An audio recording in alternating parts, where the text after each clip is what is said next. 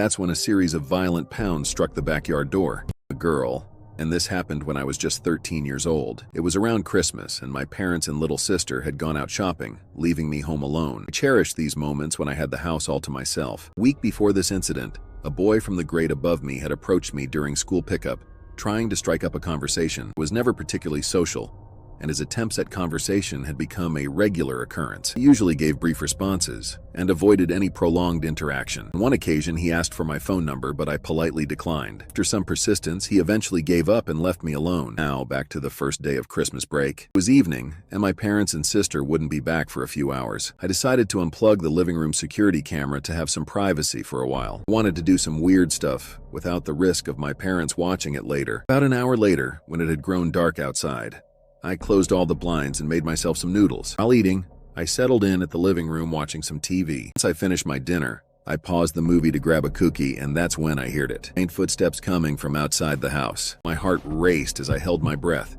trying to discern if it was just the house settling or something else. Footsteps continued, sounding much closer now. It was unmistakably the sound of someone walking outside in our backyard. Panicked, I turned off the TV and grabbed a knife from the kitchen counter. I quickly retreated to the bathroom, locking myself in. The pounding on the window, followed by eerie silence, only heightened my fear. Then I heard two voices outside, one male and one female. The silence went on for about 5 minutes. Carefully, I crept slowly toward the phone to call the police. Suddenly, the landline rang, making me jump shit scareless. In the process, I dropped the knife, creating a loud echo in the living room. That's when a series of violent pounds struck the backyard door. I retrieved the knife and sought refuge in the small storage closet under the stairs. I had mentioned earlier that my sister left through the front door, and I closed it behind her. What I didn't realize at the time was that I had left the front door unlocked, a mistake that would haunt me. The front door opened and loud but slow footsteps entered the hall, sending shivers down my spine. I struggled to control my breathing, attempting to be as quiet as possible. I could hear the intruders moving through the house, their voices filled with anger. The male voice called out, "Where the hell are you, you little bitch? I know you're here." It seemed oddly familiar, possibly the boy from school. As expected, the closet door swung open, revealing the girl. Without thinking, I slashed at her with the knife. She screamed, blood dripping on the floor, and she slapped me hard enough to make me fall.